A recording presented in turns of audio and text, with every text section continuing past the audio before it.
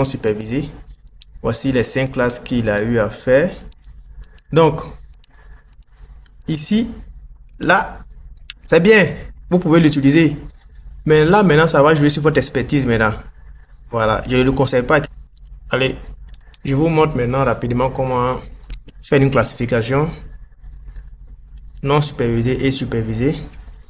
Donc, lorsque vous voulez faire une classification non supervisée, c'est d'aller simplement dans classification et unsupervised, vous prenez soit ISO-Data ou bien K-means. Donc, je prends K-means et ici, je prends sur ma zone d'étude découpée.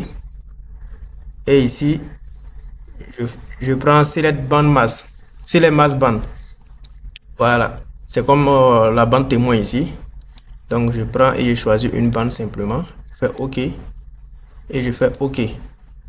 Et ici, combien de classes je veux? Ça dépend de vous. C'est non supervisé.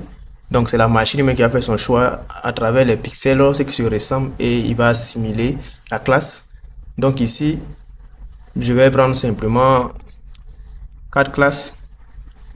Comme c'est non supervisé. Et je laisse tout ça par défaut. Si vous voulez, vous pouvez renseigner.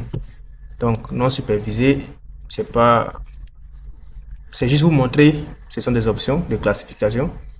Et ici, je vais maintenant unsupervised. Donc, on et ça simplement comme ça. Je fais Open, je fais OK. Et on patiente voir la classification non supervisée de notre zone d'étude. Et une fois terminé, nous allons passer à une vraie classification. Là, c'est nous maintenant qui ordonnons à la machine que tel pixel correspond exactement à telle classe. Voilà, là, c'est pas la machine qui joue au hasard sur la réflectance des images. Donc, c'est ce que nous allons faire. Donc, je vous laisse simplement vous montrer comment faire une classification non supervisée. Donc, on va afficher la classification non supervisée. Voilà. Voici la classification non supervisée. Voici les 5 classes qu'il a eu à faire. Donc, ici, là, c'est bien. Vous pouvez l'utiliser. Mais là, maintenant, ça va jouer sur votre expertise maintenant. Voilà. Je ne le conseille pas à quelqu'un de le faire. Mais, si vous voulez le faire, vous devez connaître maintenant ici. Par exemple, vous voyez le rouge. Pour moi, par exemple, je ne sais pas le rouge, c'est quoi ici? Peut-être forêt. Quand je vais... D'abord, je vais linker les deux images. Les deux vues au moins. Les deux vues. Voilà, quand je clique ici, de l'autre côté, ça puisse me montrer directement. Donc, je vais dans Link. D'abord, Tools, Link Display. Et ici, je choisis, je laisse tout par défaut. Je fais Off. OK. Vous voyez, quand je clique là, ça change pour les deux autres. Sur l'autre vue. Donc, c'est un peu ça. Donc, je vais voir ici l'eau. Il a dit c'est quoi? Vous voyez que il a donné que l'eau correspond à rouge, la couleur rouge. Et lorsque nous venons juste là, là, il n'y a pas d'eau.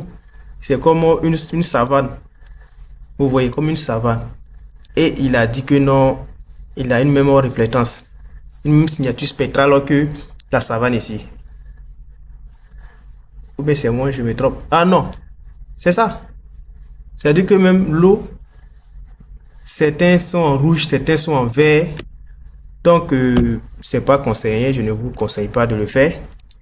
Voilà, c'est d'utiliser une vraie classification, c'est d'utiliser la classification supervisée. Là, c'est vous qui ordonnez à l'algorithme que tel pixel correspond à telle classe. Par exemple, si vous dites que ce pixel correspond à zone bâtie, et c'est en fonction de la signature spectrale qui va essayer de faire une bonne classification. Voilà. Mais non supervisé, oui, c'est bien, c'est rapide, mais ce n'est pas, il ne vous donne pas quelque chose de précis, donc la précision n'y est pas. Donc je vous conseille vraiment de faire la classification supervisée. Mais un point important que vous devez retenir est que lorsqu'on veut faire une bonne classification, surtout une bonne classification, c'est d'aller sur le terrain. C'est le terrain qui manœuvre, c'est le terrain qui guide. Voilà, vous allez sur le terrain avec votre GPS, avec vos différents outils de collecte. Et sur le terrain, vous allez constater que, par exemple, sur telle zone, c'est bâti, vous allez prendre le point et noter les coordonnées tout autour, si c'est bâti, si c'est forêt, si c'est savane, si c'est champ, si c'est, comment on appelle ça, plan d'eau. Et maintenant, vous revenez maintenant au bureau et là, vous allez projeter, voilà, et maintenant prendre les différentes classes et lancer la classification. Donc, ce n'est pas chose facile, la classification, vraiment, ce n'est pas quelque chose d'une journée où on se lève, on fait de la main, on fait derrière nos écrans. Non, une vraie classification demande vraiment le terrain. Voilà, donc c'est un peu ça.